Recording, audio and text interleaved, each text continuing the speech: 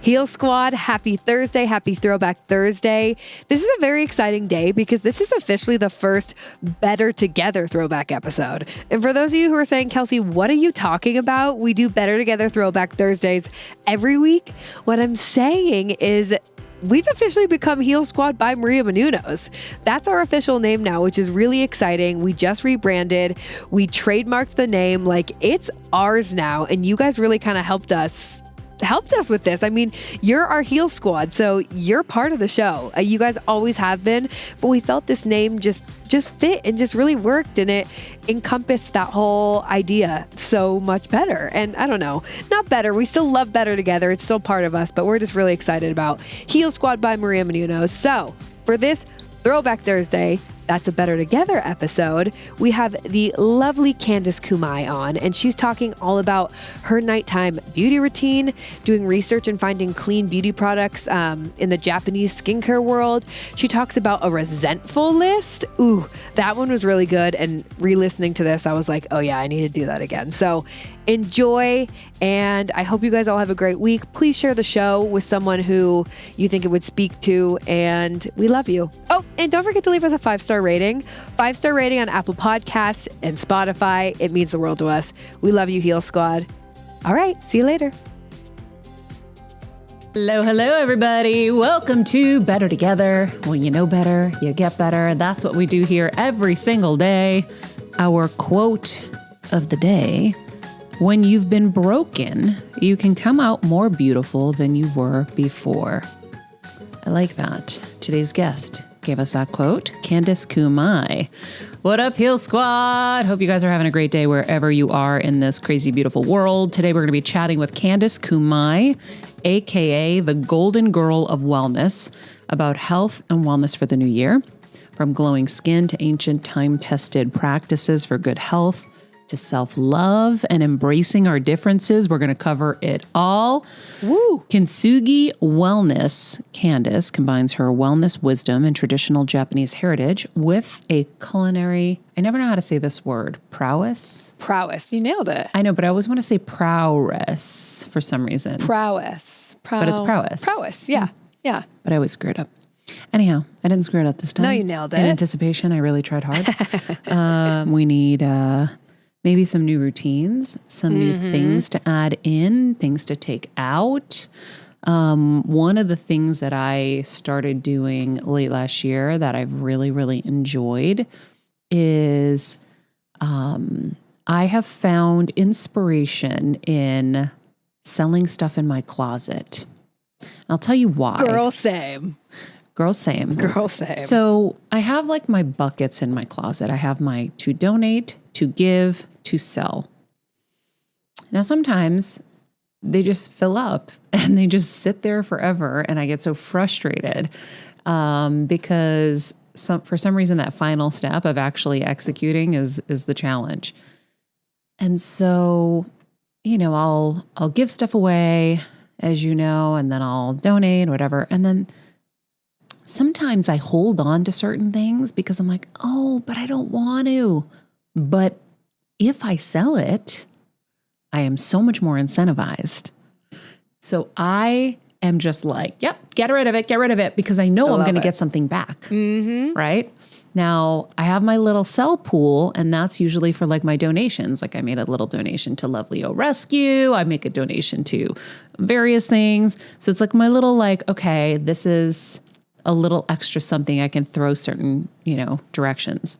I love that. I have been a big clothing seller for forever because it's also, for me, it's like not even just the money or the kickback you get. I always get happy if someone else, I know someone else is going to love the item. Yeah. Right? Because that's why I don't want to get rid of it. I'm like, no, but it's so good and maybe I'll wear it. But if someone else can love it, it makes me really happy. Yeah. So I'll tell you guys, Poshmark is really awesome. So what I love about them is it's super easy. You're taking pictures of your item. You create the description. You fill out all the blanks that they have for you. You load it up there, and it's so easy when someone buys it, and you can negotiate whatever they buy it. You get a little label, you print it, you put it, send it off. I like to do a little extra something. I leave a little note and I give them an extra gift. So I also have this huge thing of like jewelry. Every time I sell something, I put a little piece of jewelry in as a little extra gift. And I get so excited that someone on the other side is going to get this thing they bought and then get something else. And I try to match the vibe of whatever it is they bought. And I think of what their style would be. And then I pick something, because for so many years, people have sent me jewelry and stuff like that for outfits and fashion that I'm wearing. And I mean, the stuff is so cute still. I just couldn't possibly wear it all. First of all, I'm also very minimal with my jewelry. And so I'll hand select things based on the item I'm sending them. And I get so excited doing it. That's so cute. Yeah. I love that. So the point is, maybe the idea of selling your things will incentivize you to get rid of them. And what's cool is you can use that pool to buy new things and not feel guilty, right? You can, just keep refreshing if you want. So you have this never ending pool of money that will just help propel you forward with your fashion. I am currently wearing my little Just Fab evergreen onesie. Guys, these things are so cute. And my white fuzzy boots that I'm so obsessed with. I am the biggest Just Fab fan now. Like crazy. You've sold me. I'm like, I want to get in. It's so Everything great. You wear, you guys, and I'll be like, oh, Maria, that's cute. She's like, oh, Just Fab. And I'm like, are you freaking kidding me? Yeah. So yeah, I am sold. So I'm like H&M. I don't even do a lot of Zara, but I do, because sometimes the lines are so long. but H&M's and their app kind of is a little annoying to me.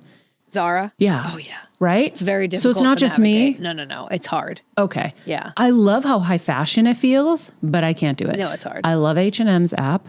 So I get a lot of stuff at H&M, and then TJ Maxx and Marshall's online. My new secret is going to the runway. So if you go to TJ Maxx, I was teaching Daria this when she was here recently. I go to tjmaxx.com, and then all the buttons at the top, there's one that says the runway. And if you go in there, you'll find the most luxury brands. It's insane, the brands that you can get in there.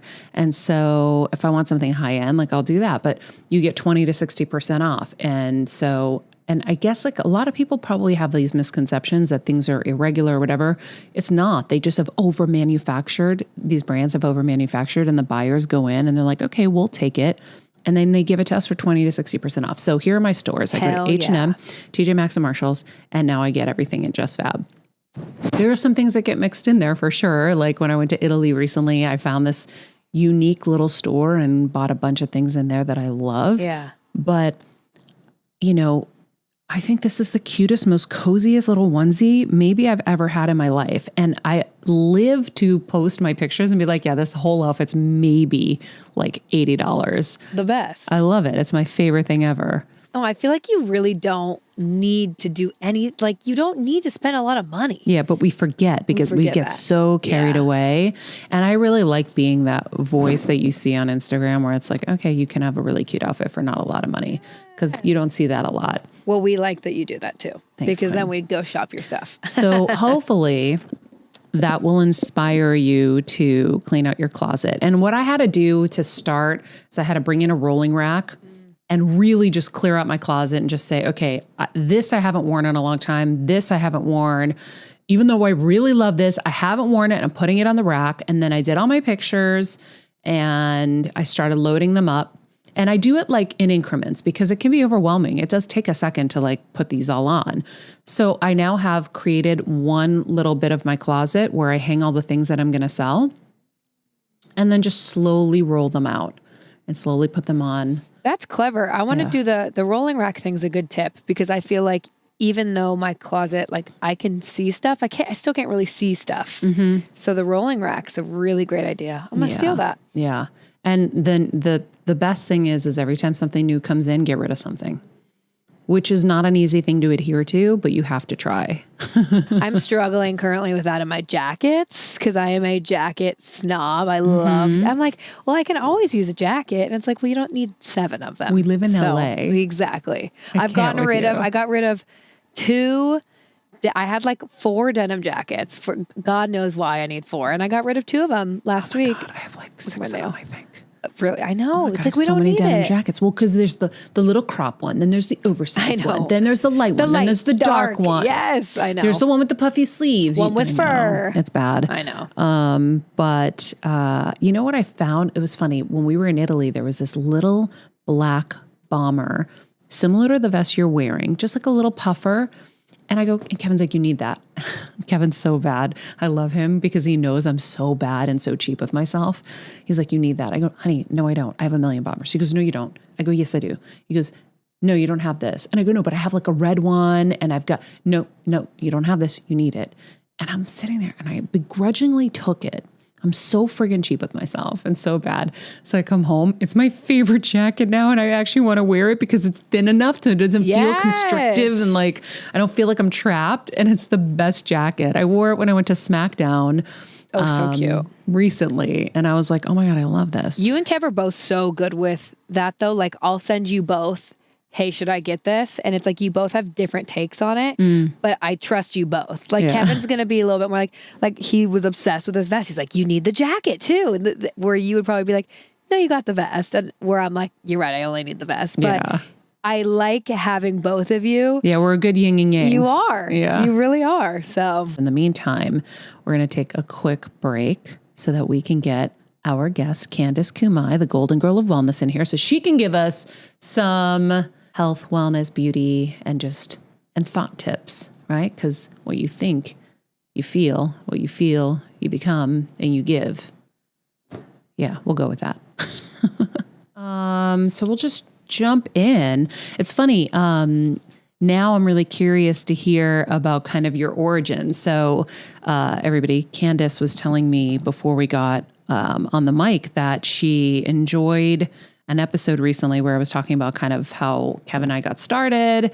And so now I have to ask, like, what was because you said there were some similarities. Oh, I loved listening to your humble beginnings and how you go back to the humble place even now after all of your success, because I feel like we don't get to really see each other that often, like women in media, women presenting, like only when we're on set, in the green room, in the makeup room, maybe afterwards you have a 5-minute chat with somebody and then you're off to the races again. So I think I was just really touched that you two started in a very humble place and that you've created an empire on your own. And I totally agreed with women having a rough time along the way, not getting as much credit as men, not having as much success or opportunity. We have to really create our own opportunities.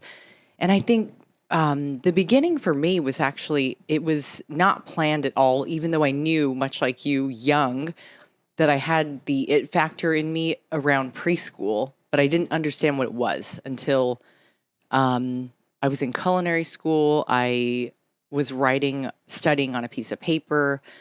When I was done with the class, I was 22. I was right out of college after Long Beach State. I'm from San Diego originally, but did my last 10 years in New York and then finally moved back home. So it's weird to look at Pasadena, where I went to culinary school, and crumpled up this piece of paper after my test and flipped it over. And it was a call for Bravo's Top Chef by the producers of Project Runway. Didn't have a clue what it was.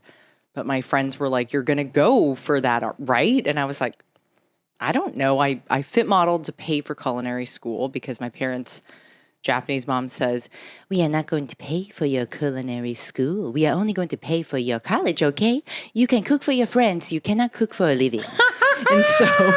Wait, we all do this. We all imitate our moms. Yeah. I friggin' love this. I was like, wow. Well, that's because we're both first gen. Yeah. That's what makes us so similar. And our work ethic is the same. Like, you've got to be a slave driver or your mother is going to be disappointed. Damn, your mom really went for it. She's like, I'm not paying. Brutal, right? Savage. So I end up finding the calling, like whatever the call was for Top Chef. And then that actually got me ahead early, not TikTok or my thumbs or Instagram, but rather a show that exploited chefs very young.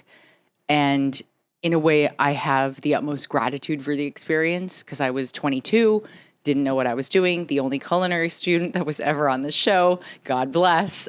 I'm so embarrassed from those years of, young experience, but also so humbled the way that you are by these little gifts that were brought to you along your career path that we often think of the darkness, the hard times, the painful times, the times that you were told no.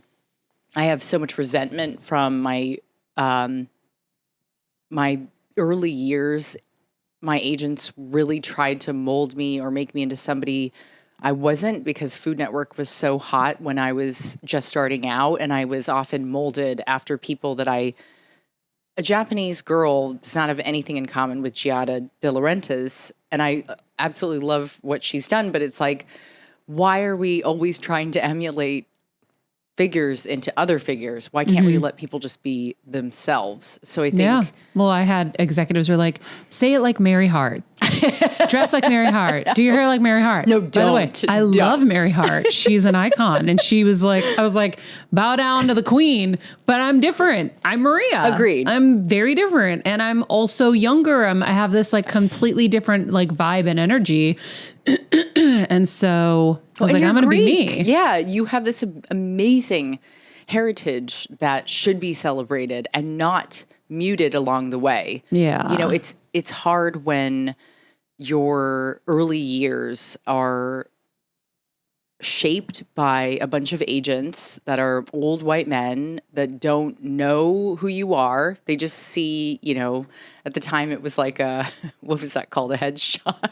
Yeah. It sounds so old now, but I really was like, I'm so grateful that the first hosting agent I ever had told me, I don't want you to do anything with Top Chef ever again after the show. I actually wish you were never on it.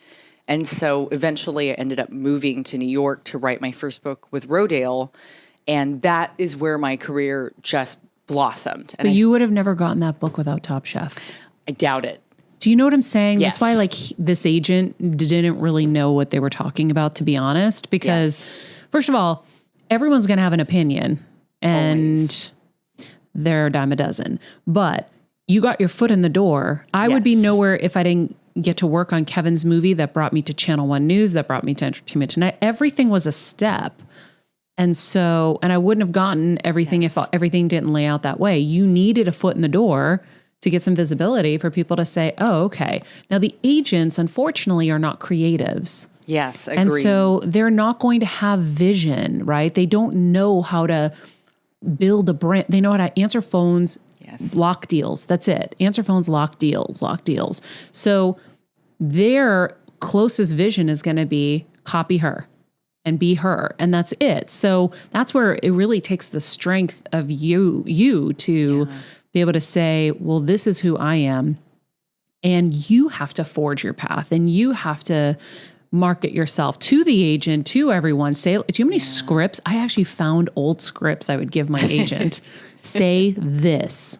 And it would be me and Kevin just drafting this stuff up. Say exactly this. Just say this. Because we know what they're going to do. They're going to get on the phone. They're going to be like, okay, they're going to say 4 things.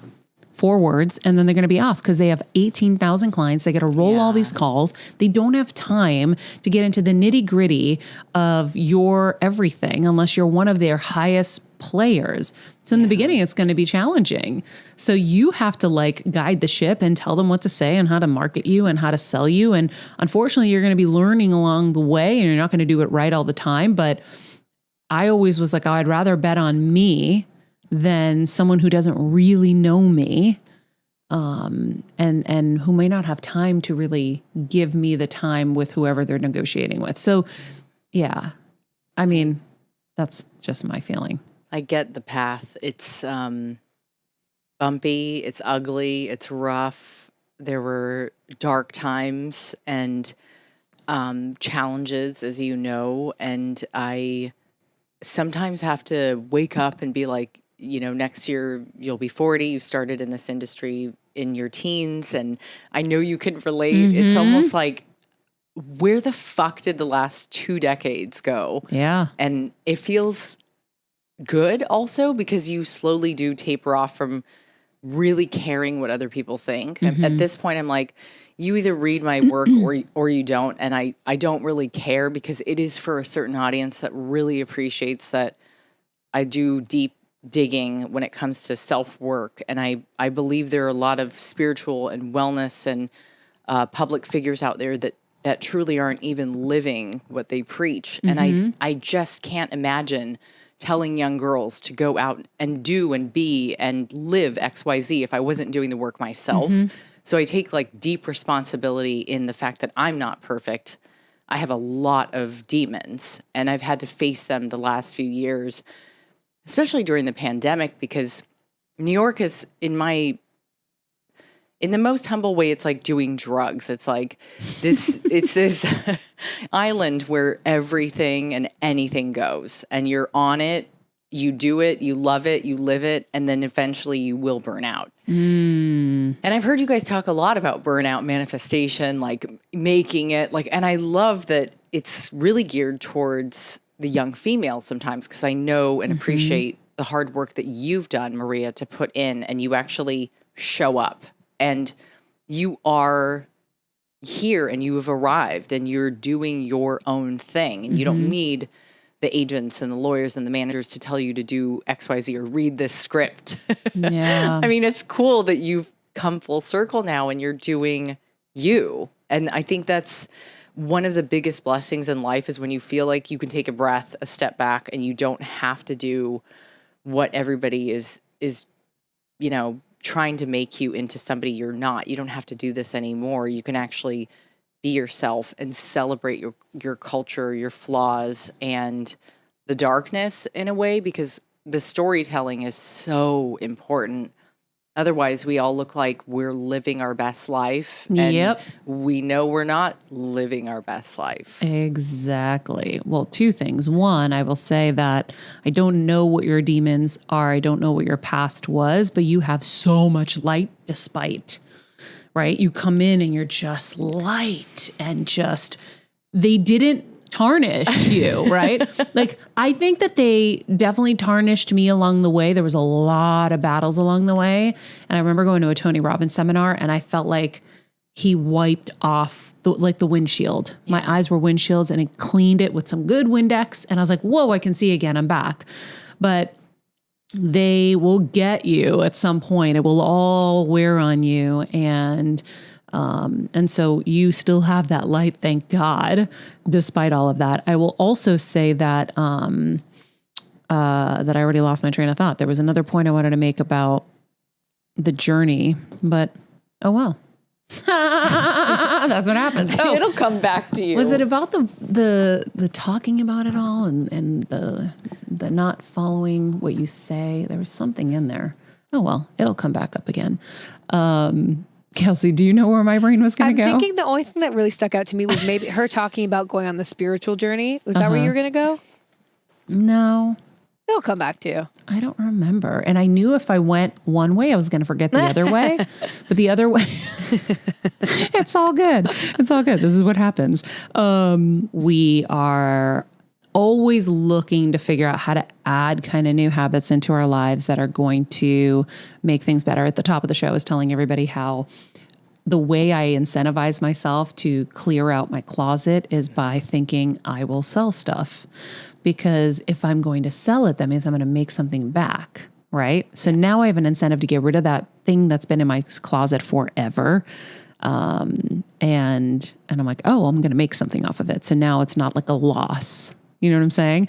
So we were talking about different things that could be cool for the new year. But, you know, you talk about health and wellness, and there's so many things that go into health, right? To me, it's physical, emotional, spiritual, mental. There's so much, and we need it more than ever.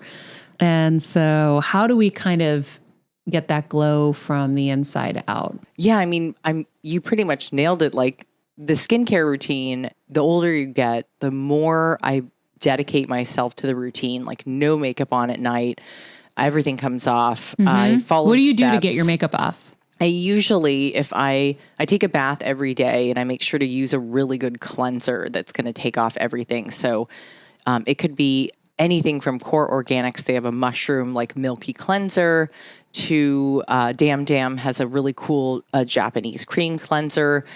And when it's all off, I use a serum right away. So Shiseido has an Ultimmune serum I put on right away. Japanese beauty is sort of a lifestyle to live by. And my mom did not age. She's got what we call mochi mochi cheeks. So they feel like mochi. And I suppose Japanese skincare is about healthy skin and not a lot of makeup, which I love because it seems like that's really the culture that we've all cultivated now. Is like nobody wants to wear what we used to wear, which look like war paint, but rather you look beautiful with less because you can see the glow naturally. So I think sleep is probably the most important thing. And if you can make sure to, I really do start my bedtime routine at 8:00. Okay, wait. Is that weird? Does your bedtime routine take a long time? Because I feel like mine takes a long time, and then I'm getting guilty. What time do you start going to bed? I mean, I'm trying to get to bed earlier. So, like, I think my night routine can be like 90 minutes. Like, it takes a long time from start to finish. And I feel like I have ADD when I'm trying to do my nighttime routine where I'm like, okay, why is this taking so long? No, don't worry. Remember not to be hard on yourself. I think we can like let up a little bit. Get into your PJs around 8, dim the lights, I use like a salt lamp because the lighting is so brilliant at night. It's like a very soft light. Yes. Okay.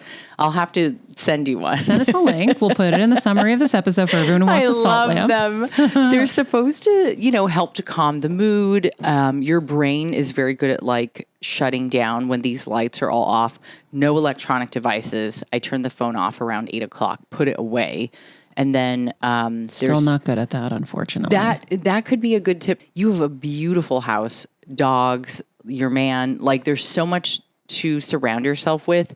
When the phone is off, I feel like I give all to my partner or my cat, and I'm like present for them. And then comes like the nice sheets, like the clean bed, making sure that you have a diffuser, having essential oils around that you really love that keep you calm and in a good mood. I do that. Yes. And they make you feel good, right? Okay. Can I tell you what I deleted from my routine though? And I wonder if this is just a me thing, but I do my essential oils and I put it on my pillows and all of that.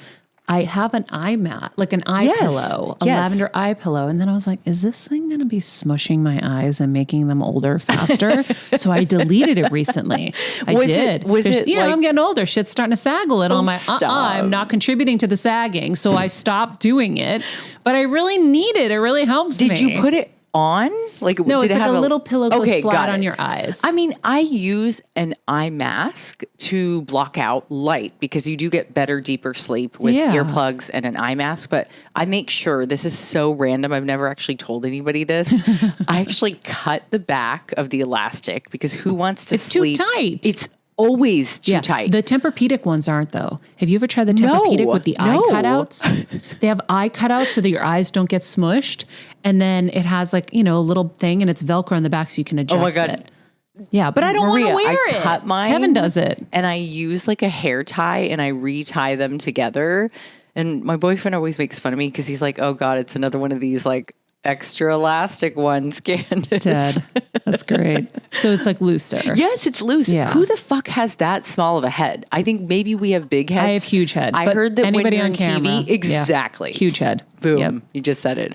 Anybody on TV has a bobblehead. Yep. Like I knew I made it when my editor here, Jim, who's gay, fabulous, and been around for like 15 years on the team, was like, Candice, your head looks so big now. You have arrived. You actually look like a celebrity now. Dead.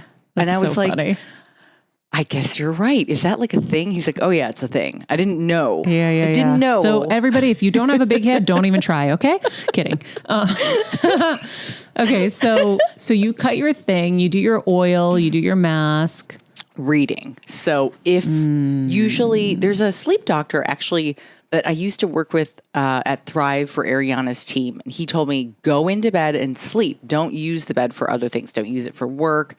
I don't necessarily follow that rule. I still type in bed and do books and writing and journals in there. But I sometimes, if I'm not tired yet because I've been looking at a phone or a screen or watching a Bourdain docu, I usually am still on. And I totally feel you when you're saying it's like hard to shut down.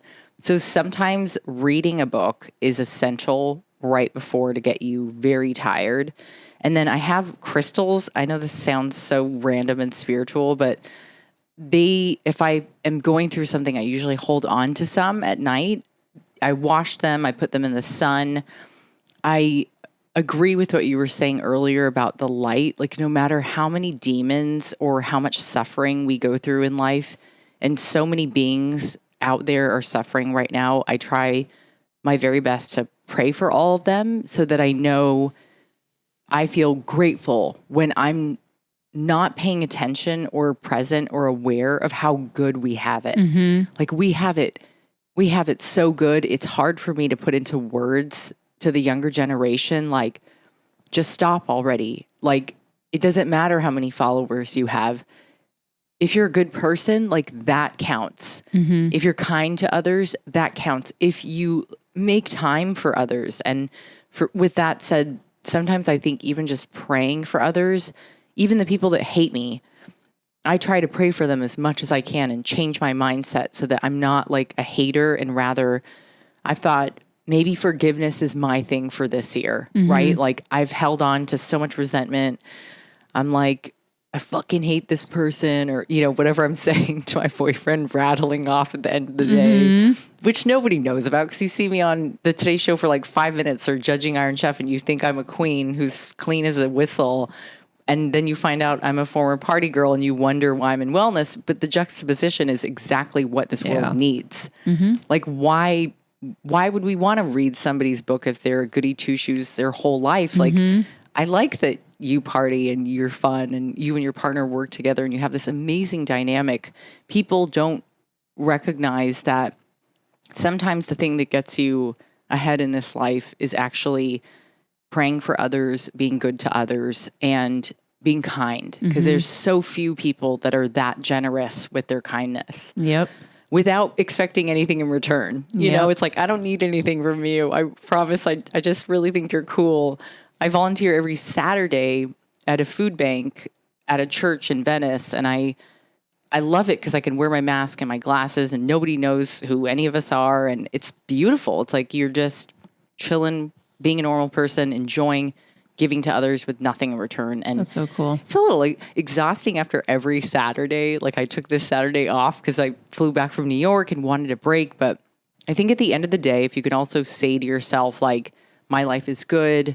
I'm grateful for, you're going to say Winnie or Max, your health. I mean, you had a journey and you were a survivor and you are a light for others also. And I think that is one of the greatest gifts that you could be handed, even though it wasn't easy. I know it was God's way of saying, like, you exist so that others can exist and know that they can live in light and still get through it. And you did it on your own. You're not a child of celebrities. Like, I believe we're both childs of immigrants. And that is interesting and also a blessing. Totally. Yeah. It's, I think anything that comes our way, I've said it on the show a million times, is for our betterment, our growth, to share with others. And some of us, as I have had so many people sit there and they're like, some of us have to take more so that we can help more. We're in that position to help, so we're going to get a few more hits in some ways. By the way, not taking away from the real shit everyone's going through, because I do my grateful list every night to remind myself of all of the great things that happen in the day, because we quickly focus on the one bad thing and we forget that there were. My God. Sometimes I'll sit there in front of I have like a little mantle, my fireplace mantle in my room. And I have my icons from when I was little, my little like chapel area. And I do my prayers every night. And I'm like, oh my God, I forgot this huge thing that happened today because I was so focused on that shit thing that happened. And so it's a really great practice. And I wake up with my morning routine and I do my grateful for my babies moment. So I play with Max and Winnie. Yay. And I love that. Get so happy. And I'm like so lucky that I get to have that love moment every freaking morning where Winnie's, grinding in the bed and smushing her face into me and digging and doing all this stuff. And I'm like, oh my God, I'm so lucky. I'm in a warm house. Yes. I have like my babies. That's all I ever wanted was to have animals. That's literally like my greatest dream. Your family unit. Yeah. You know, like you guys are a unit. I totally agree with you on the gratitude for pets. I think they are the greatest blessing in this world that we have. Like, I don't know what I would do without animals. And I sometimes feel like we can communicate with them better than people. Yeah. Oh, full on. Weird, right? So did you spoke Japanese growing up? So my mom spoke Japanese to my sister and I. She taught Japanese. She still teaches. God bless her. She's 70 something and she teaches at a Buddhist temple and a high school in San Diego. And my dad is Polish. So there was an infusion of all three cultures, Japanese, Polish, and American. Got it. Did you speak both languages or a little bit of both? A little bit of Japanese, Got but it. my sister and I were hardcore, like mostly me too. I was a tough little one. I was like, I'm American. I'm going to speak English. Like, I don't want to learn Japanese anymore.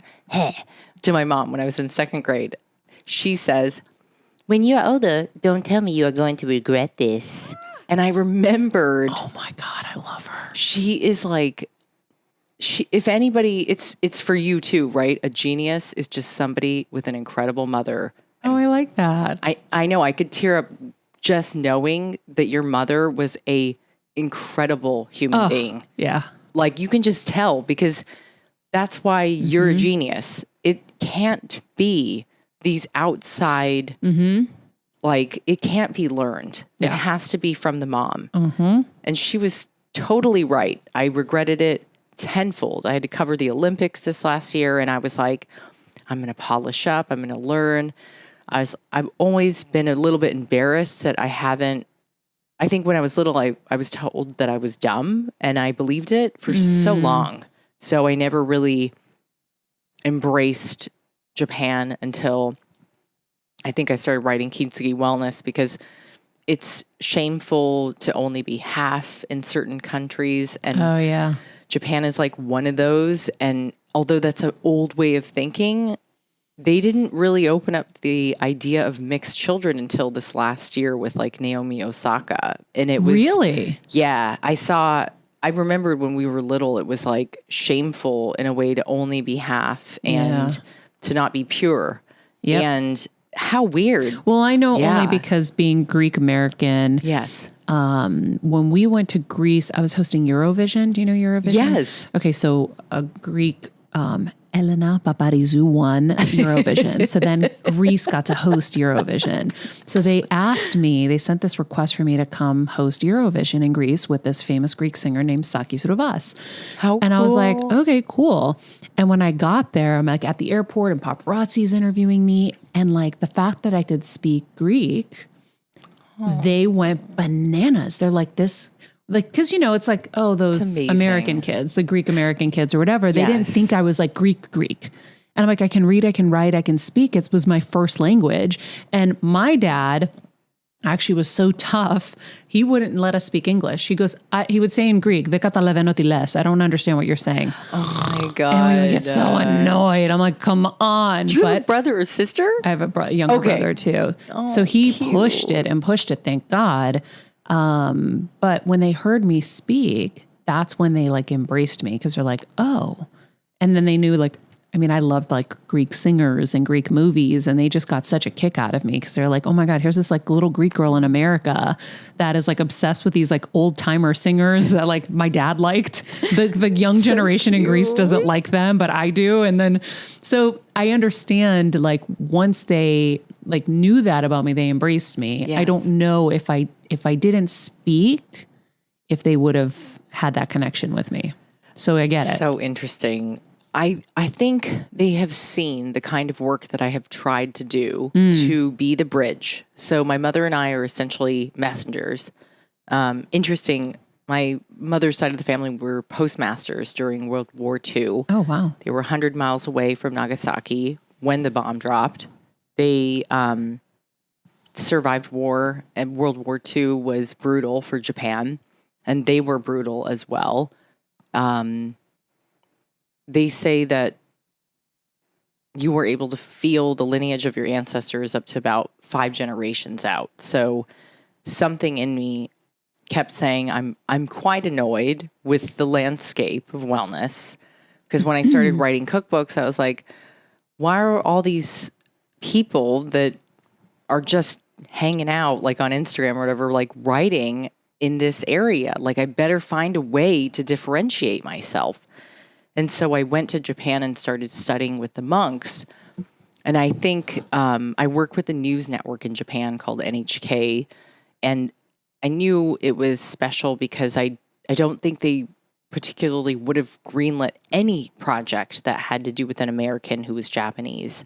But I really believe that Naomi Osaka was able to break the barrier for those of us who are mixed. And we had to say, dude, there's another pitcher named Yu Darvish who plays for San Diego who's also mixed. It's like, we're cool too, you know, like we're not, there's nothing wrong with us. We are. That's it. We just are. Absolutely. Yeah. And I cannot change that I am half. I cannot change that my mother is Buddhist and my dad's Christian. I cannot change my full name is very long because it's Japanese and Polish, but I use, my mother's last name for work because What's the full name? Share. Candice Kumai Gwizdowski. Whoa. It's very long, 11 letters. And I could not use it because my modeling agent as a kid was like, well, what's your mother's last name? And Kumai was born, it was already my middle name and my mother's maiden name and my grandmother's last name, actually, because my grandpa took my grandma's last name, interestingly enough. Interesting. But yeah, the Japanese were a beautifully enriched culture that was protected from outside sources because they closed the country for so long. They did not let anybody in. Occasionally, the Portuguese or the Dutch were able to come in through the port of Nagasaki, which is why it was a huge target to be bombed. It was an interesting place to come from, while on the other side of the world, my father's father, my grandfather, was a POW. He fought for the Poles, and he was captured by the Russians, and he escaped off a moving train in the middle of the night with a few other men. And if he didn't, that's why I'm like, the word survivor keeps coming up to me because it's like, you don't know what you have in you until you fucking know. Yep. When somebody throws you to the gauntlet, you know what you can achieve. And I think we have it so easy. If we're just mad about, a book deal or a gig here or a commercial or think about having to escape off a train. The real stuff. Yeah, that's gnarly. So the Japanese heritage kept coming up, and I said, wow, there's really nobody leading in this space. I don't want people to learn from things that are washed or contrived or culturally appropriated. I know that word or that phrase comes up quite often, and it's like, well, I must share where we come from, which is why I work with brands like Shiseido, Suntory, NHK World, Elle in Japan, Vogue in Japan.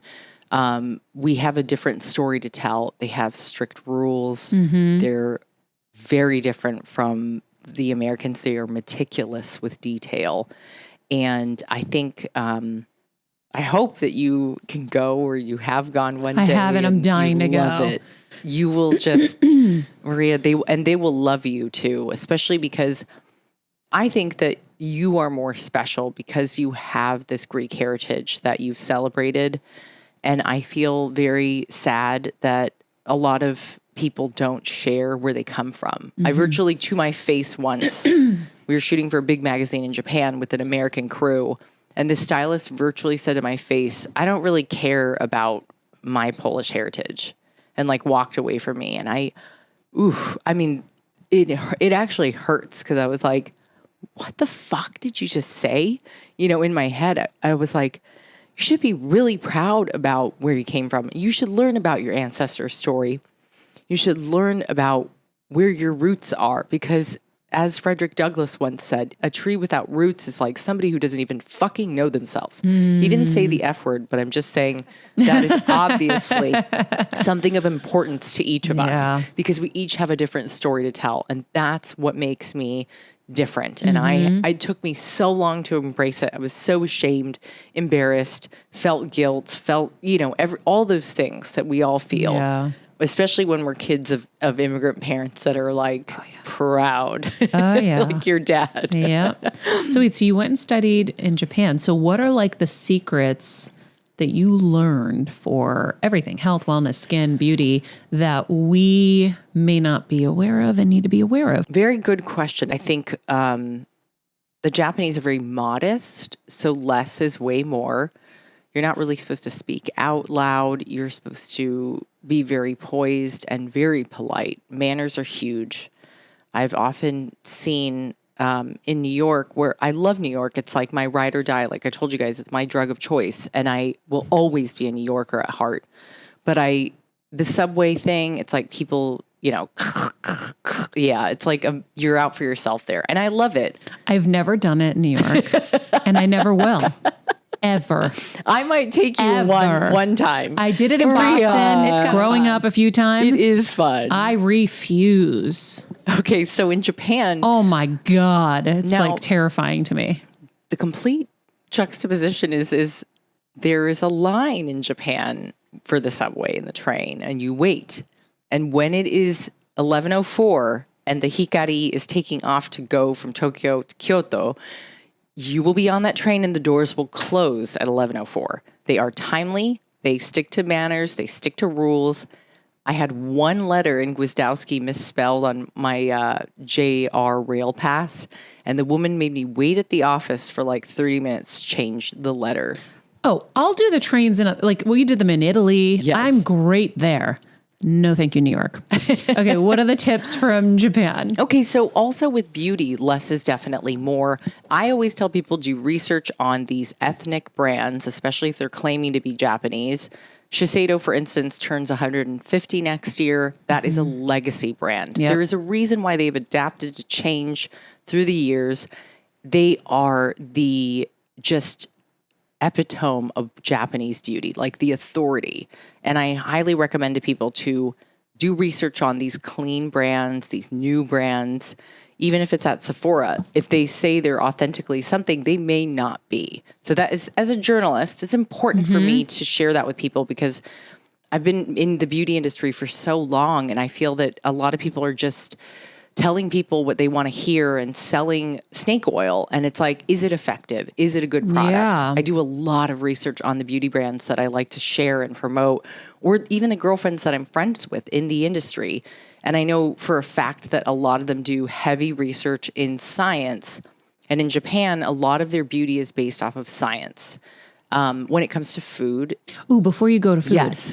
Do you have, remember the app that we were using to see Think Dirty or... Yes, I've heard of this. EWG. Exactly. Yeah. Are those good? Are those good guides? The Environmental Working Guide, I think is what it stands for. That one is good. I know that. And EWG? Yes, and I think Kelsey, Dirty text is me. as well. I got to remember to download that one again. Yeah. But you should compare all of your products that you have and see sometimes... That's what we did like a year and a half ago. We were looking at things and I was like, oh man, I got to lessen my toxicity load. Yeah. And so that's when I started doing more clean beauty and looking at things. That is so beautiful. And speaking of, my friend Indy Lee, she created a beauty line. Love her stuff. Right. The strawberry cleanser is amazing, but she also had a brain tumor. No way. And I have been dying to connect you to. Oh, yeah. Great story. She created the line because of her surgeries. Interesting. So it was funny. I actually talked to someone after I had brain surgery. Yes. And I was like, you know what? I really want to start a clean beauty line because we're putting so many toxins on ourselves. There's no way that it doesn't have any kind of effect and whatever. And I mean, this person's amazing and I love them, but they were like, no, that's the craziest, most hardest idea ever. It's not. And of course, guess what? Soon after, all you're seeing is an explosion of this. And I was like, oh, okay. Well, your gift clearly to the world. It wasn't for me to do because if I really wanted to do it, I would have done it. I wasn't going to let one person maybe sway me, although this person has a $1 billion beauty line. So I was like, okay, I'm going to listen to this advice. Maybe that's why they also said that, Maria. No. I listened to your mom's advice when she said that when you grow up and you're a pretty girl and you have an offering to the world, there are other girls that see that. And I mean, I can imagine that we have so much in common. It's hard to be friends with girls that you know somehow change down the line when they see your success. And I'm like, wait a minute, I'm still Candice G from 6th grade, the biggest dork that used to play dress up and do voices with you. You know, we'd play whatever TV show or whatever. Like, remember when you had the hand camcorder and you'd play? Oh, yeah. So, but some stuck around and some didn't. And I totally get that the path is different for everyone, but I agree that always choosing to be the light and to take the high road, even when things get fucking difficult, especially with girlfriends, you are supposed to let some people go along the way. It's like, I don't think you're supposed to be friends with everyone, but I think sometimes people give you different advice because it's true that they could be trying to lead you down a different path. But We talk about that here a lot. I don't think that was the case in this situation. I think that person really thought it was a nightmare and was really giving honest advice. Yes. But because my gut's pretty good about that stuff. But like I said, if I really wanted to do it, I would have done it. I think I had a different kind of path. It doesn't mean I'm still not going to do it or that I can't do it. But You absolutely should if it's your calling, because you have a great story. There's a reason why you wanted to change your beauty routine. And it is true, like, even in Japan, like, they're not perfect. Their products are not all clean. There is, I think we used to have this joke in New York that, like, is your hair dye clean? Is your mascara clean? And the answer was always no, because there's no good mascara that's waterproof. What's our We like Ilia's. no Is Ilia waterproof? No, the green one. Oh, Thrive, but I don't know Thrive. if Thrive's clean. I think Thrive is Thrive? clean. Of course it is. Wait, clean with mascara? No. Look it up right now. Yeah, I'm not. That's what I've been 100% using sure. because I'm My Thrive favorite mascara? I It's like, amazing. I like the Honest Beauty mascara. and Oh, that's I haven't clean. tried either of these. Phenomenal. I mean, I just Thrive think comes off with hot water. It becomes like a it just like melts off. tubes. I really like it. I think that I mean, listen, L'Oreal is the best mascara ever on the know. planet, but my lashes go all the way up to like my hairline. But I really was switching everything over, mean, and I've seen a difference. I've definitely seen a difference. I suppose that the biggest one-liner to remember in wellness is like, do what works for you. Like, I hate it when people say, this is the way, and this is the only way, or they give like shit advice. And I'm like, I honestly have learned in the years, like, advice isn't really a thing. People should give you options. They should listen to you, and then they should share their experiences. Yeah. And when you hear those, you get options, and then you can go from there. Well, But everything works differently for everybody. Everyone's got different hair Yes. texture. Everyone has different skin texture. absolutely. So you have to take the advice and try it, but don't think like it's always going to work exactly the same because we're different. Absolutely. And my skin is not my mother's skin. My dad has rosacea. My sister and I both had acne. My mother has like prime, perfect Japanese skin.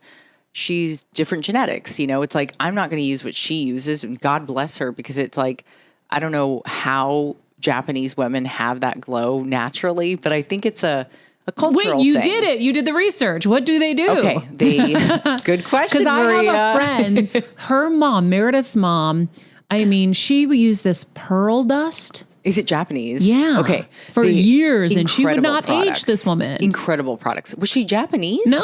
Okay, so she just But she used loves the Japanese. products. She's like acupuncture queen. She just loves a lot of that stuff. Very She's smart. good for her. So they cover up. So they use umbrellas and they use gloves, even when they're driving. I know. I need to do the gloves. gloves thing because it's going to get bad soon. I'm with you.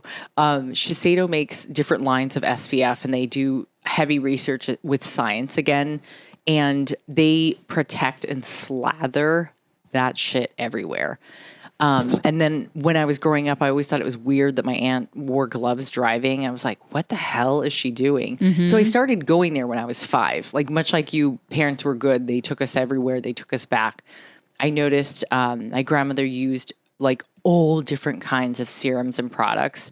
And when she was passing, this is very sad, but also kind of funny. The women in the hospital like would come over and whisper to me, because my grandma was 96, and they're like, your grandmother has the most beautiful skin. And I was like, she's a beauty connoisseur. You know, she couldn't get the products out of her house because it was a culture there. So they use all different products that are based and backed by science usually, and they stay out of the sun. They eat a tremendous amount of like sea vegetables versus like a green salad, which is very unique. Sea vegetables are typically like hydrating and they have different vitamins and nutrients in them. Like the algae and the seaweed. Yeah, it's good for, I would say speaking for the culture, they have a ton of salt, miso, koji miso, what else? Soy sauce. These things have an incredible amount of sodium that we have to kick back on. So high blood pressure is their biggest drawback. They walk everywhere. Yeah. There's no driving. My mom used to tell me, don't take a taxi cab because it's only for rich people. And I was like, okay. Like every time I went. That's funny. It's great advice. My mom and I should write a travel guide together one day, and then an audiobook version. I'm going to give it to you. Yeah, Maria, you're going to love it there. But I think the main thing is that they genuinely care about their health, and they incorporated things like Shinrin Yoku into the culture. That means forest bathing. Oh, I love forest bathing. Yes, I did that. It's amazing. Around 1982, they incorporated this. Explain that to everybody, because I did an episode on this a long time ago, right? Amazing. After surgery, I think. It was incredible. Yeah. I'm like blown away that we finally get to meet, because I have watched you on TV for so long. It's amazing. Because you're so freaking relatable and cool. Like I'm so grateful for that. It's like you didn't change. Thank you. You're still you. Oh, and that's amazing. For better or for worse. There you go. And I asked my husband, I had a party recently. I go, honey, do I make a fool out of myself at parties? And he goes, why? And I go, well, I just jump on everyone, tell them I love them. And I'm just like, I'm so happy. And he goes, no. He's like, that's you. He's like, if you didn't do that, I think people would be weirded out. I'm like, okay, cool. Right. I think people really do, especially in this town. I think when they become a celebrity, I think some people change, or they feel that they have to change. Yeah. And I'm like, you should be as dorky as you were in 6th grade, and weird and funny. And why not? Yep. It's always a pleasant surprise. But I think that the forest bathing was implemented into the Japanese government as like a healthcare routine for the public in 1982. So they basically made it a practice that the Japanese recognized.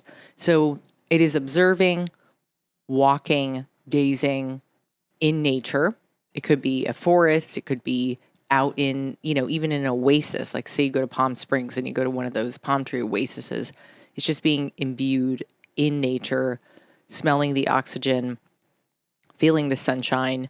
When you see a flicker of the light between the trees, it's called komorebi. And we acknowledge this light. There are many untranslatable words from Japanese to English that we have to explain, like kintsugi, golden repair. There is no word for that in English. So Shinrin Ryoku became our anthem. And we share it with the world because we think that the impact of being able to breathe in oxygen and see the moss and feel the rock, and without hiking, like forget about hiking, just take it out of the equation. It's just an observing of nature for as little or as long as you would like. But what I remember, and I'm going to botch a few facts here, is that it was after the Industrial Revolution. Yes. And there were paths that people would go on, and it would help them with their cancer. It would, and it was the drops from, I don't know if it was maple trees. Was it sap or? Yeah, it was like a sap from some tree, oak trees, I think it was, that actually lowered, was it stress levels and some other kind of level health-wise. And what they would do is they would test your blood at the bottom and then at the top, and then they would register that as a cancer walk. Yeah, that's what I learned about forest bathing. Look, we'll find the episode and we'll go back because it actually is helpful for cancer. So after I learned this, I go, Mom, we have 60 acres in Connecticut. I go, Mom, sit under the friggin' tree. We have one, sit under it all day. So I was FaceTiming with her one day. Okay, Maria, I'm here. And I'm like, don't move for a long time. I'll see you in a couple years. Your mother, God bless her. So, but yeah, it was one of those things. And I think it would, I'm so mad I can't remember the exact thing, but we did it in Monrovia here. I took our whole team and we went forest bathing. It was the most beautiful experience. So the guide takes you and he gives you different invitations and he says, touch a tree that you connect with. Okay, find a leaf, find a this. And so we're doing all this stuff. And at the end, we ended at this like rock area with waterfall. And so we sat on a rock, we meditated. By the time the meditation was over, he had like tea and cookies out and we're looking at the moon and it was so beautiful. And we're like, are we going to get eaten by bears and mountain lions with our eyes closed? Perhaps, but let's do it. This is the way to go. And as we walked back, we saw the city from like way up high. And I felt like I was being electrocuted after being in this like just nature environment and then seeing that. It was like, oh my God, we live in that just grid of electricity. Yeah. It's so intense. No wonder we're all so anxietied and crazy. So I think even just saying this, I need a more consistent forest bathing experience plan. Maybe once a month, forest bathing. Maria, bring it into your routine and then maybe commit to trying the earlier bedtime and connect them. And then the other element that I wanted to bring up, which I know everybody does, it kind of annoys me at this point to the point where people are going to bring up meditation no matter what. But just like you said earlier, I had a great day yesterday. It was like amazing, like went to work out, went to Bed Bath & Beyond, and then an altercation happened in the parking lot and it ruined my entire day. I can't focus on all these amazing things that I have coming my way because I will always let the one thing bother me. So I do want to let people know they're not alone when they do that. It's like, when somebody doesn't get back to me, I'm like, they must hate me. I did something wrong. Yes. What did I do? Rack my brain all day. What could I have possibly done? You do it too. I know we all do. Kelsey, we talk about it. Yeah. Okay. I was like, I'm pretty sure she's just busy, but it's so bad. Yeah. I torture myself. Yeah. So this morning I woke up at 5 because I'm on New York time from working coast to coast and just got back in on Thursday. So I meditated. And when I went out, I go on my patio, I have a pillow and a blanket, and then I just lean up against a wall because I'm not one of those people that wants to sit the whole time straight up. And before I knew it, because I really needed a mind eraser from the day before and to ask God just to grant serenity into my life and peace. And it was an hour. And when you start getting into it, you can start with 5 minutes a day and then go up to 10. Then to 20, and then the 30-minute mark is going to be your killer.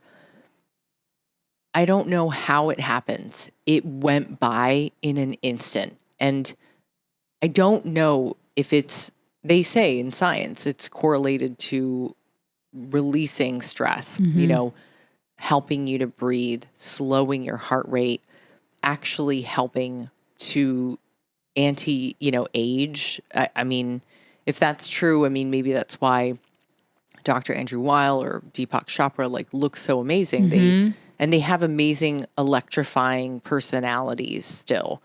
And it could be a side effect of meditation. But I know, like I said, those demons, they're not going to go away until I do the work. And instead of just being I want to say,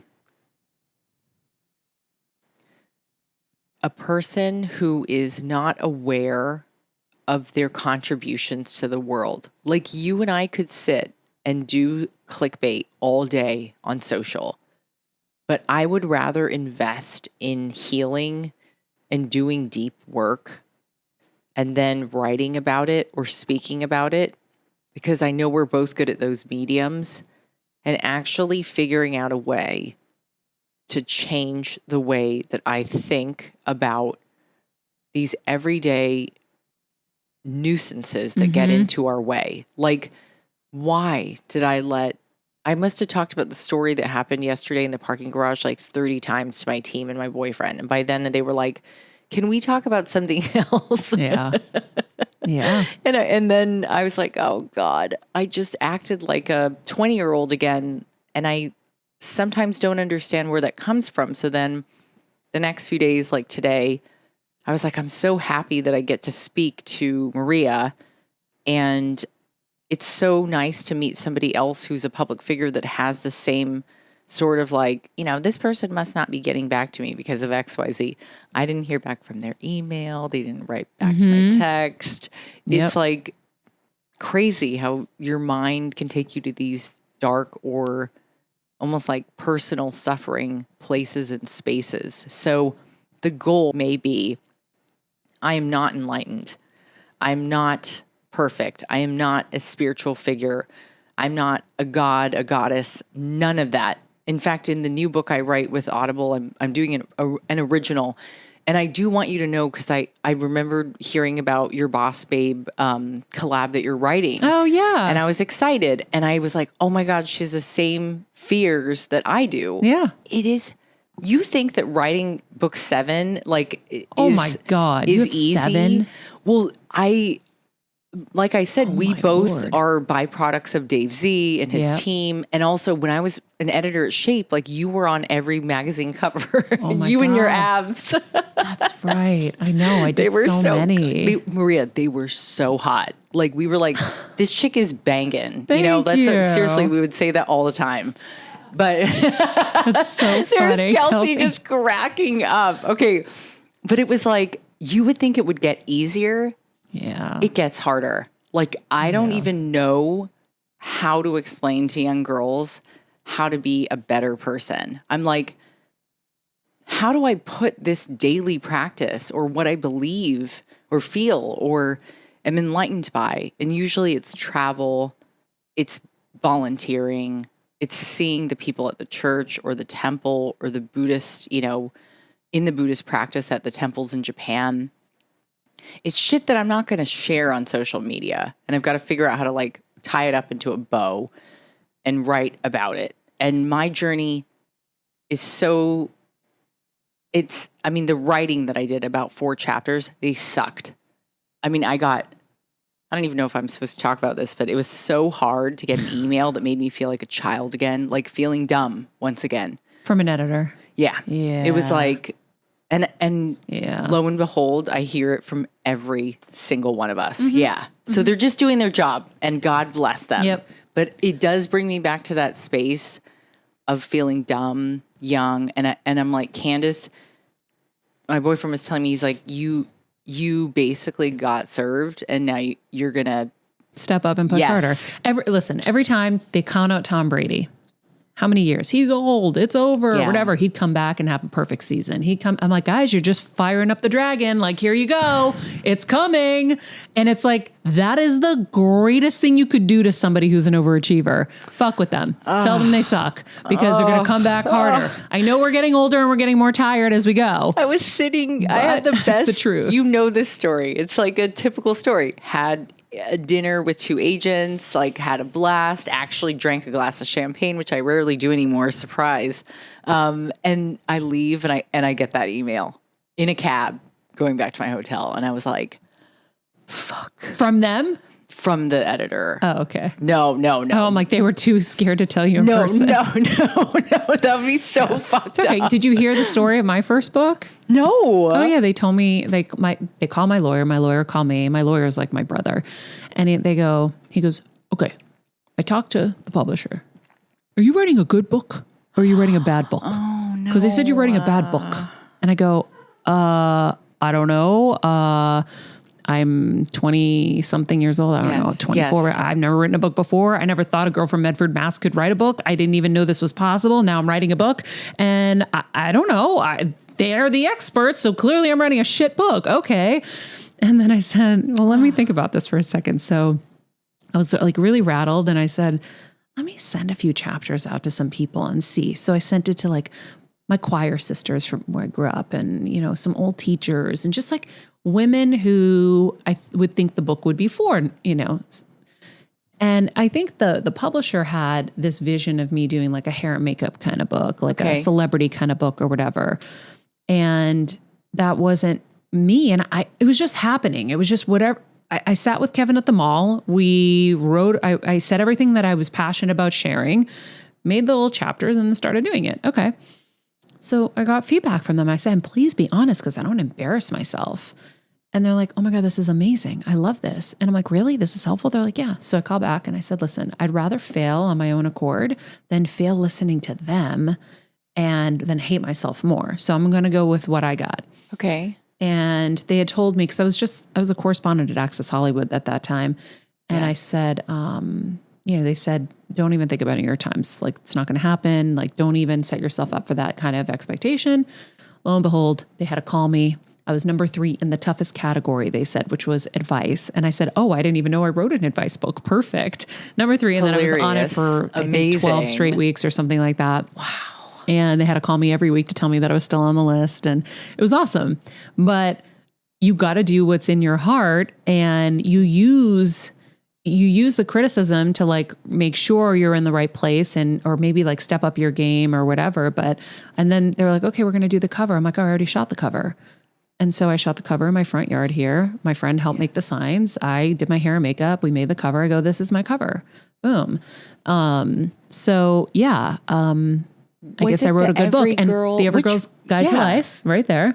The one on the left. I thought that was shot in the front yard. Yeah, and I wasn't sure. And P.S., they then gave that book to every celebrity and said, make your version of this, copy this. Because Jessica Alba, when I interviewed her, she said, they gave me your book and said, just make your own version, right? And I was like, oh, no, I didn't. And then I saw Molly Sims and Lauren Carter, like everyone was writing these lifestyle books after. Maria, that's so it was funny. So my bad book then just went on and made them lots of money with everybody else too. I did not know that. Yeah. And it's a great story though, especially because we doubt ourselves all the time. We get down on ourselves. My friend Rosie's writing her first book. It comes out soon. She said that she also got the big email where it's like, I'm sorry, you need to start all over again. Like, this sucks.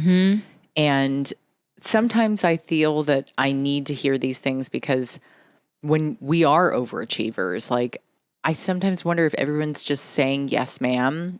Like, is everybody just telling me that I'm so great all the time because I want to hear it and they know I want to hear it? And is it good sometimes to hear the truth? Absolutely. Because otherwise I think I just got so focused, and this is a hard thing for us right now, is like, there's TikTok, Instagram, Pinterest, our website, our podcast, all the shows, the appearances, the Olympics, all the interviews you do for all of your friends, the other podcasts that you do for your friends, the regular writing, the columns, the phone calls, the emails, the DMs, the tweets. It's hard to really keep up sometimes. And so I think I was so focused on staying relevant that I forgot that I needed to really sit down again and write, because I usually tell people, like, don't talk to me for 6 months and I just go to town. I mean, those were the Daisy, like, George years in New York. I was like, nobody talked to me. I would virtually say that to my friends, and then I would write. And I don't do that anymore because I feel like I don't want to miss out on life. It's really hard to now. The game has changed so much. But you got to do what you really believe. And then you have to have people who are honest with you. Like, we've had people on this show who I've then pulled aside and said, listen, I want to help you because you're going to be writing a book and you're going to be on this journey and you're going to be interviewed by people. You're so brilliant, but you're so up here that it's hard to get to here. We got to get you to here so people can connect, right? And if you're listening to this, just imagine I'm waving Ray up high and then I'm going down to the middle. Okay, we're in the middle. And then I'll always give people honest advice because I want them to give me honest advice. So you have to have people who are going to be honest with you, especially if it's stuff you don't want to hear. And if you have that, then you're going to be fine. Like, I know Kevin's going to be the first one to tell me my shit sucks. He's going to say, this sucks. Let me fix it. And I'm like, thanks, honey. That was the process with the first book. I would write at like midnight after my day was over at work. Yeah. And then I would write, and then I'd, put it in the thing and be like, wake up the next morning. He goes, this is shit. This sucks. And I'm like, what? I'm like, that was amazing. I thought that was incredible. And I really did. And he would help. Yeah, then because after. me, I'm like pooping it all out. Whatever's coming into my head, I'm pooping it out onto the page. And so, okay, he can kind of structure the meat's there, just reorganize it. Yes, I love that word because that's exactly what I call like an editorial consultant. It's just an Yeah. organizer. Like fix it. It Like when I is- do an Instagram post, poosh, here's the thought. Make it pretty, put all the tags, Yes. make it clean. If I overdid, just go. Here's the intent. it is so hard with all of the noise now to go back to those days where you were just like, I wish I would have enjoyed the pre-Instagram days because I was just writing books in New York, poor, teaching cooking classes, barely made rent. My roommate would spot me some months and I would always pay her back, but I taught cooking classes at Brooklyn Kitchen and wrote for like Health Magazine or Prevention or Shape just to make rent. And then judged on all the shows for free. Like everything was unpaid. Most people ask me to, they're like, wow, you're in TV. Like you must be rich. Like my path was really Hilarious. Yeah. really dirty. It was like, I'm pretty sure the people around me that judged Iron Chef might have been getting paid and I didn't get paid. I'm not positive, but I have a gut feeling about it. And it was because I was young and hungry and I really wanted to make something of myself. And I tried so hard to become the person I am today. And I didn't even need to try. I realized, like it will happen with time, but you have to give it the grace and the education and the, I suppose, the lessons that make you rich in character because the bank, it is like transactional. And I did really appreciate that you and Kevin both invested in your own production companies as well. Most people don't do that because it's like you're putting so much into it, including your own money. Yeah. And I never, much like you, like I don't have investors. I don't have a rich man. I don't have like, somebody paying my shit for me. I don't have parents that are like, here's 100,000, sweetie. Yep. Great job, honey. Yep. You are great. Here's a trophy. I had know. parents that were like, why don't you go pay your bills? My dad's like, did you call your tax man this week? Don't forget about your Social Security. Yeah. And I'm like, what But the it's the fuck? best thing they did for you. You're right. It's the best thing ever because the ones who had it, honestly, like I feel so bad for kids who have it all because they're so lost and they're so depressed because they have nothing to look forward to. Nothing. They've gotten it all given to them. And when you've gotten it given to you, yes. there's a resentment that comes with that too. So at least we have nothing. You got to figure it out. And we figured it out. So we got the gift of being able to figure it out. And now we know we can figure it out. Yes. And we know no matter what happens, they're going to figure it out. They don't. So this is when I did speeches for like first generation kids. I'm like, guys, we have a training that they will never have, those rich kids. And nothing against rich kids. But so they get other things, we got other things, right? Very true. It's an exchange. It is. Yeah. So and if for it's me, not I'm like, one thing, it's another, that you we got a hard training. Like when I remember Yes. one speech, it was like, boxers, when they box, to get ready for all the hits they're going to get, they will punch them in the stomach till all the nerve endings like die. So you don't feel it. They'll just punch. And so I'm like, my nerve endings have been gone forever. You can't hit me. You can't take me down. Like I'm not going to go down because I've gotten hit so many friggin' times. Yes. These other kids, they get one hit, they're out. They're gone. They don't know how to stand up after. They don't know how to get back up. So there's a fighter in us because of our parents. Now, you talk about your parents. I'm like, I've been taking care of my parents since I was 22 or 23. Financially took over everything so it's like there was a whole other burden on my hands for everything. But I'm grateful that I was able to take all the hits, do all the things that I did in my career, and do right by my parents and take care of them. And so I've recently come to the appreciation of I'm really good in crisis and I'm really good at taking care of people. And I've got a whole special set of skills like Liam Neeson. I got a special set of skills.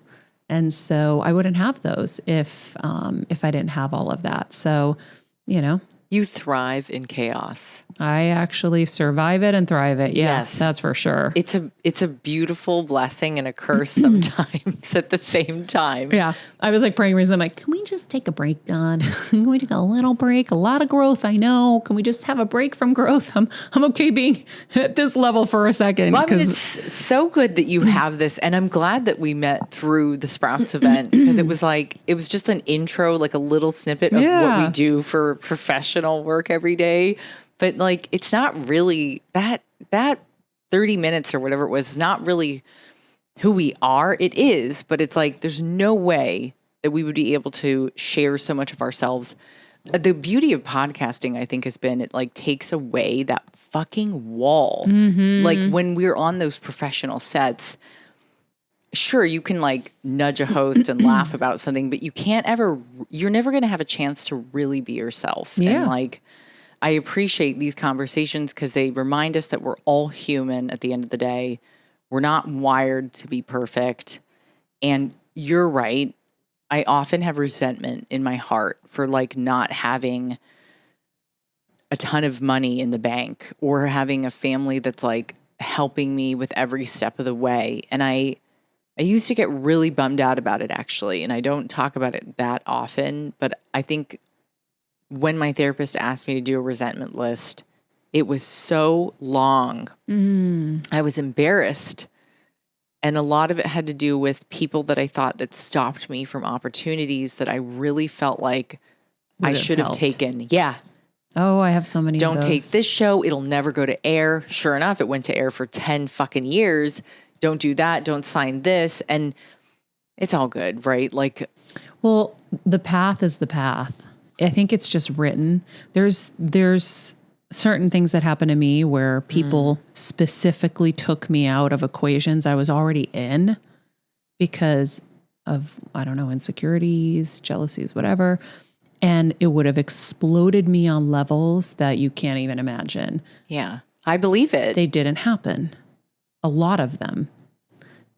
But had they happened, I don't know if I would have been ready. Very good the perspective on that is so important. I agree. There's no way that I might have gone to my head. Totally. I might not have been able to handle it all. And then what happens when you can't handle it all?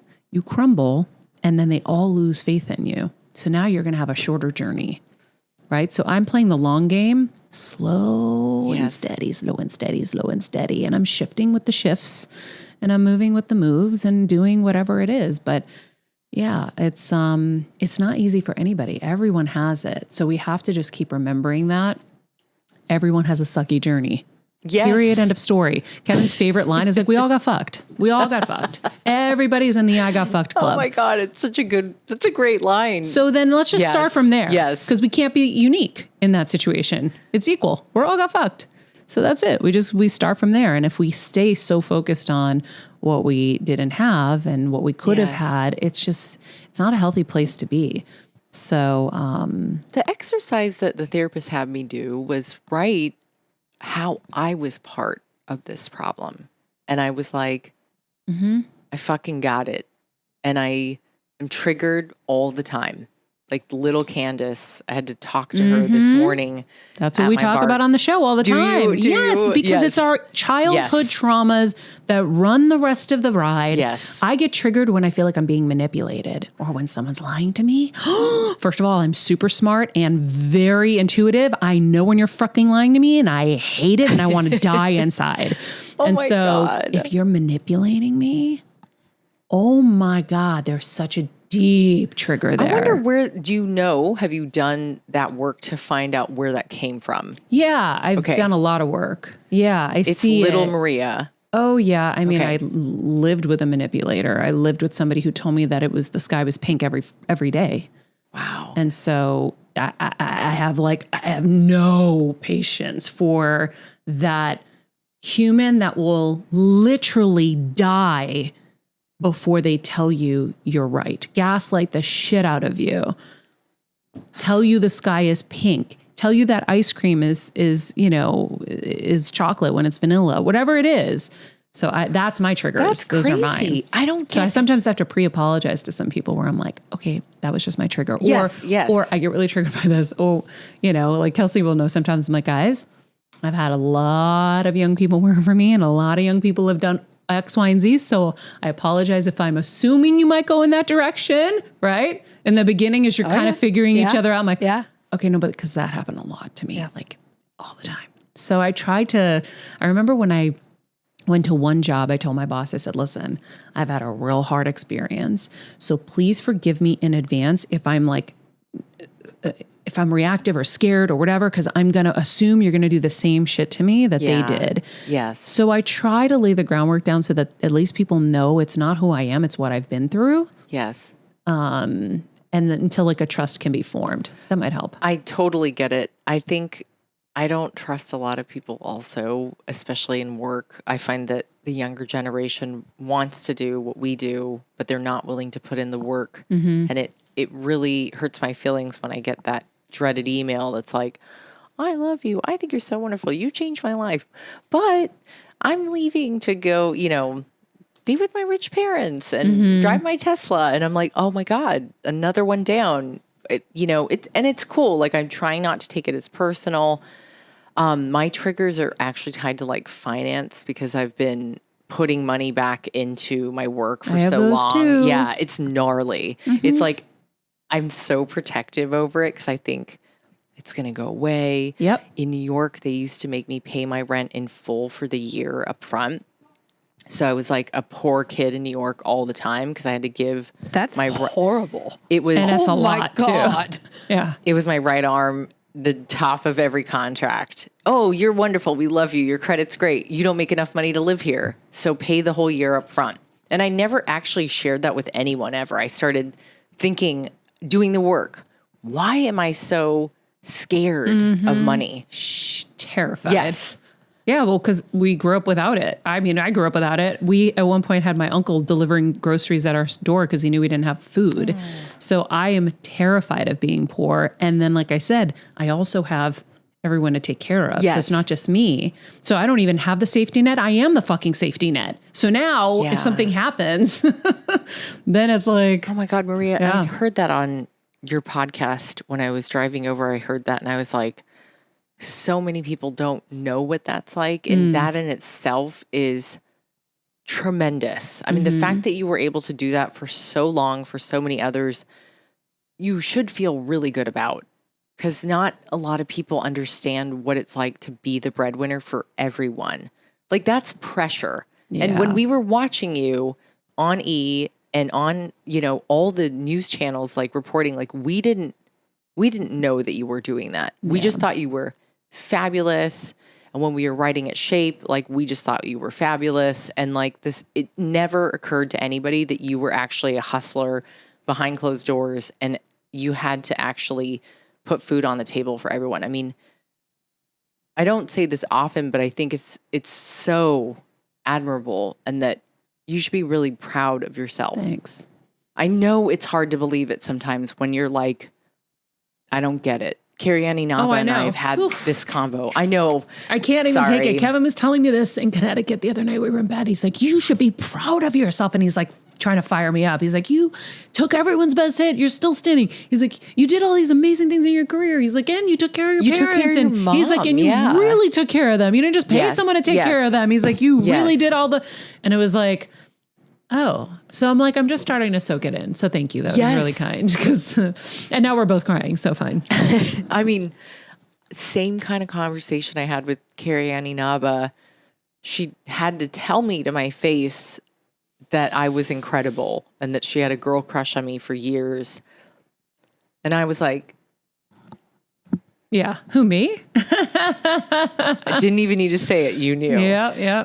It's crazy, but I wish more people knew it's incredible if you've grown a following on social in a year or 2 or 3, but it's even more incredible to have lived a life that is worth living and where you can look back and actually say, I made a difference, I helped, I loved, I learned, I was kind, I'm not perfect, but I tried my best, and I would like to believe that everyone around me is trying their best.